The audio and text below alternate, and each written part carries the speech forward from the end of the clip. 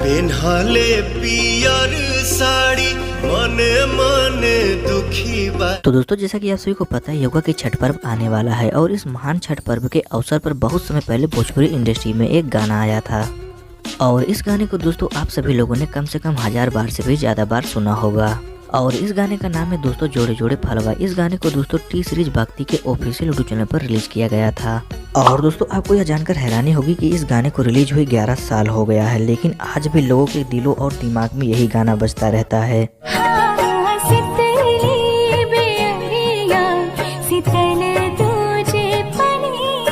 तो दोस्तों इस छठ गाने को लिखा था अरुण बिहारी जी ने और इस गाने को गाया था पवन सिंह और पलक मुच्छल ने। तो दोस्तों अरुण बिहारी, पलक मुच्छल और पवन सिंह की हमको साल 2023 में फिर से एक बार इन तीनों की जोड़ी देखने को मिली है। तो दोस्तों इन तीनों कलाकारों का हमारे बीच में एक छठ गीत आया है जिस गाने का नाम है छठी माई के आस। तो दोस्तों अगर हम इस गाने की बात करें तो दोस्तों यह गाना बहुत ही लाजवाब है और दोस्तों यह गाना पूरे इंडिया में यूट्यूब के मेन म्यूजिक सेक्शन में नंबर 1 पे ट्रेंड कर रहा है। ये क्या बात करता है यार। तो दोस्तों पवन सिंह यूट्यूब के मेन म्यूजिक सेक्शन में नंबर 1 पे ट्रेंड तो कर ही रहे हैं, लेकिन उसके साथ साथ ही नंबर 2 पे भी ट्रेंड कर रहे हैं। बजाओ ताली।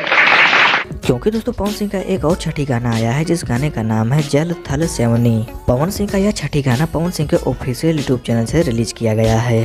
तो दोस्तों अगर हम इस गाने की बात करें तो दोस्तों यह गाना भी काफी लाजवाब गाना है, लेकिन दोस्तों अगर इन दोनों गानों में से मैं सबसे बढ़िया गाने की बात करूँ तो दोस्तों मुझे पलक मुच्छल और पवन सिंह का छठी माई के आस वाला गाना बहुत ही ज्यादा बढ़िया लगा है।